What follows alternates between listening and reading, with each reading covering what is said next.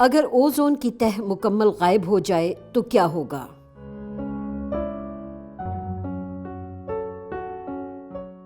Ozone کی تہ کی حالت اور اس میں ہو جانے والے سوراخ کا معاملہ ایسا نہیں جسے نظر انداز کر دیا جائے۔ اوزون کے بغیر ہم زندہ نہیں رہ سکیں گے، مگر ایسا کیوں ہے؟ اور اس سے پہلے یہ کہ آخر اوزون ہے کیا؟ اور اگر اوزون کی تہ غائب ہو جائے تو کیا ہوگا؟ اگر آپ حقائق جاننے میں دلچسپی رکھتے ہیں تو ہمارا چینل سبسکرائب کرتے ہوئے گھنٹی کے نشان کو پریس کیجیے تاکہ اس جیسی دلچسپ ویڈیوز آپ کو آگے بھی ملتی رہیں۔ اوزون کرۂ ارض کے گرد قائم وہ شفاف تہ ہے جو سورج کی خطرناک تابکار شعاؤں کو جذب کر کے زمین تک آنے سے روکتی ہے۔ یہاں سورج سے آتی ہوئی بالائی بنفشی شعاعیں یا الٹرا وائلٹ ریڈیشنز آکسیجن کے ساتھ مل کر فوٹو کیمیکل ری ایکشن کے نتیجے میں اوزون بناتی ہیں، جو بالائی فضا میں ایک چھلنی کے طور پر کام کرتی اور نقصان دہ شعاؤں کو زمین پر پہنچنے سے روکتی ہے۔ مجموعی طور پر یہ ایک بہترین انتظام ہے، تاہم کچھ انسانی غلطیوں سے اس حفاظتی تہ میں شگاف پڑ گیا ہے۔ ستمبر سے دسمبر تک کے مہینوں میں انٹارکٹیکا کے اوپر 50% سے زائد اوزون ختم ہو جانے کی وجہ سے سوراخ ہو جاتا ہے۔ 1970 کی دہائی کے اواخر سے زمین کی بالائی فضا میں اوزون کی مقدار میں نمایاں کمی دیکھنے میں آئی ہے۔ اس کی ایک بڑی وجہ اوزون کو نقصان پہنچانے والے مادے کا عام اشیاء میں استعمال ہے، جیسا کہ ہیئر سپرے اور ڈیوڈرنٹ میں شامل سولونٹس اور پروپیلنٹس۔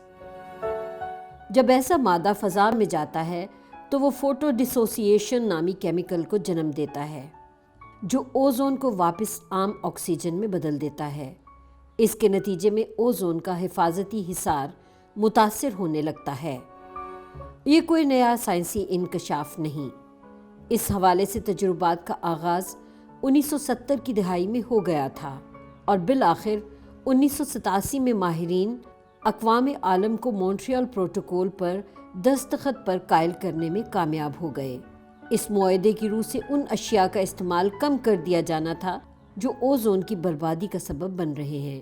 کسی حد تک اس معاہدے کے مثبت اثرات سامنے آئے۔ اوزون کو پہنچنے والے نقصان کی رفتار گھٹ گئی ہے اور اب اس کی بحالی کا عمل جاری ہے۔ توقع کی جا رہی ہے کہ 2050 سے 2070 تک اوزون کی تہ 1980 کی دہائی سے پہلے والی حالت تک بحال ہو جائے گی۔ یہ ایک طویل عمل ہے، مگر درست سمت میں اقدامات کیے گئے ہیں۔ مگر فرض کیجئے کہ ہم اس سلسلے میں کچھ بھی نہ کر پاتے تو کیا ہوتا؟ اگر اوزون کی بحالی ممکن نہ ہوتی اور یہ تہ ختم ہو جاتی تو اس کے ہمارے سیارے پر کیا اثرات پڑتے؟ پہلی بات، ہمارا سیارہ سرسبز و شاداب نہ رہتا۔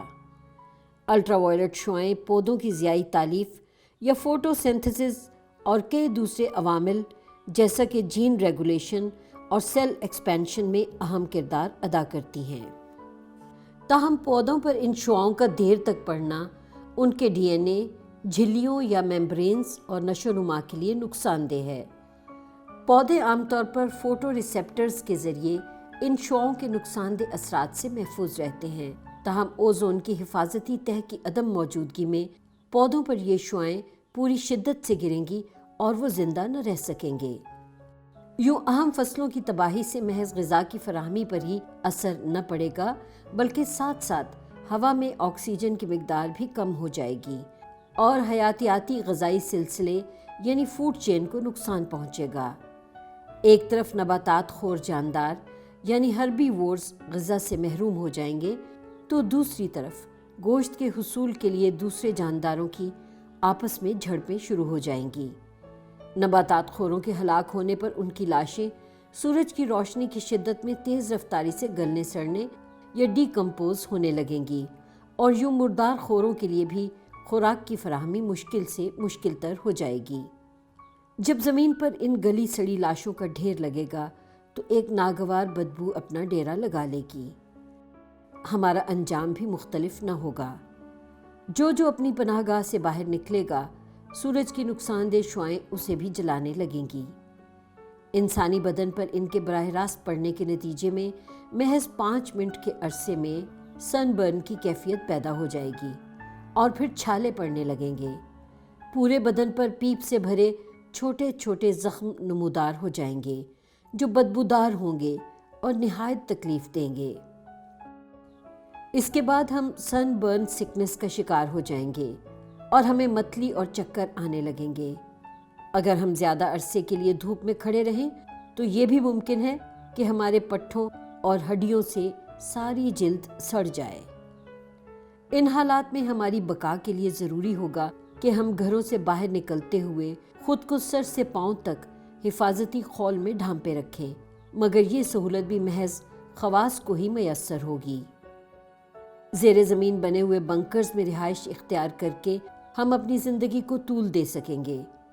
اس دوران ہمارے پاس خوراک اور پانی کا ذخیرہ اور فضلے کے اخراج کا مناسب انتظام ہونا ضروری ہے۔ صرف یہی نہیں، ہمیں آکسیجن ٹینک یا آکسیجن کی سپلائی کا بھی کوئی متبادل انتظام کرنا ہوگا، کیونکہ عین ممکن ہے کہ زمین کی فضا میں رونما ہونے والی تبدیلیوں کے نتیجے میں ہوا سانس لینے کے قابل ہی نہ رہے۔ ایسا انتظام کرنا شاید ممکن ہو، مگر صرف ان کے لیے جو پہلے سے ان ہنگامی حالات کی تیاری کیے ہوئے ہوں۔ تاہم ایسی صورت میں بھی یہ ایک محدود اور خول میں بند طرز زندگی ہوگا جسے لمبے عرصے تک برقرار رکھنا ایک دشوار کام ہے۔ بنکر سے باہر کی دنیا میں خطرات میں اضافہ ہوتا رہے گا۔ سورج کی تابکار شعاؤں کے نتیجے میں جلد کے سرطان یعنی سکن کینسر کا شکار ہونے والوں کی تعداد میں ہوش ربا اضافہ ہو جائے گا۔ ابھی بھی جبکہ اوزون کی تہہ کافی ٹھیک کام کر رہی ہے، سورج کی روشنی میں زیادہ دیر تک بیٹھے رہنا نقصان دہ سمجھا جاتا ہے۔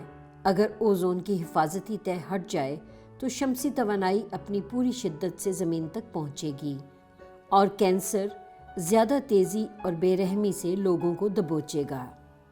اسی طرح اندھا پن بھی ایک ہولناک مسئلے کے طور پر سامنے آئے گا۔ ہم جانتے ہیں کہ عام دنوں میں بھی سورج کی روشنی آنکھوں کے لیے کس قدر نقصان دہ ہے، اور یہ کہ چشمے اور ہیڈ کی مدد سے ہم آنکھوں کی حفاظت کرتے ہیں۔ ان سب کے باوجود سورج کی شعائیں عمر بھر میں انسانی آنکھ میں اتنی پروٹین جمع کر دیتی ہیں جو ریٹنا تک پہنچنے والی روشنی کی مقدار کو کافی حد تک کم کر دیتی ہے اور بینائی کے مسائل جیسا کہ موتیا کا سبب بنتی ہیں۔ اوزون کی تہہ کی عدم موجودگی میں یہ عمل مزید تیز رفتار اور شدید ہو جائے گا اور ہماری بقا کے امکانات مزید کم ہوتے چلے جائیں گے۔ اس سب سے واضح ہے کہ اوزون نہ ہونے کی صورت میں زمین کا ماحول زندگی کی بقا کے لیے سازگار نہ رہے گا۔ اب ایک اہم سوال، ہمارے سیارے کا اپنا انجام کیا ہوگا؟ یقینی طور پر وہ اس صورتحال کا مقابلہ کر لے گا اور جل کر بھسم یا فنا نہیں ہوگا۔ یہ درست ہے کہ زمین ختم نہ ہوگی، تاہم وہ کچھ ڈرامائی تبدیلیوں سے ضرور گزرے گی۔ ماحول میں کاربن ڈائی آکسائیڈ کی مقدار میں اضافہ ہو جائے گا اور سمندر بڑی مقدار میں آبی بخارات کا اخراج کریں گے۔ آج انسانی ہاتھ کے پیدا کیے ہوئے کاربن ڈائی آکسائیڈ کا 50% حصہ سطح سمندر پر تیرنے والے پودے اور جانور جذب کرتے ہیں، مگر جب یہ آبی جاندار اور خشکی پہ پائی جانے والی دلدلیں اور درخت ختم ہو جائیں گے تو کاربن ڈائی آکسائیڈ کے جذب ہونے کا یہ عمل بھی رک جائے گا۔ کاربن ڈائی آکسائیڈ کے جمع ہونے سے زمین کے درجہ حرارت میں اضافہ ہو جائے گا، پانی ابلنے لگے گا اور زمین کی حالت زہرہ سیارے یعنی وینس جیسی ہو جائے گی، جہاں کے ماحول میں 96.5% کاربن ڈائی آکسائیڈ پائی جاتی ہے، جس کے نتیجے میں سطح کا درجہ حرارت 864 ڈگری فارنہائٹ تک جا پہنچتا ہے۔ کچھ ماہرین کا خیال ہے کہ سیارہ زہرہ بھی مدتوں پہلے زمین سے مشابہ تھا۔ اس بات سے بھی ہم اندازہ لگا سکتے ہیں کہ ہمارے سیارے کی حفاظت کے لیے اوزون کی تہہ کس قدر اہمیت کی حامل ہے۔ ہم امید رکھتے ہیں کہ زمین اور اوزون کا یہ بندھن ہمیشہ سلامت رہے گا۔ آپ کا اس بارے میں کیا خیال ہے؟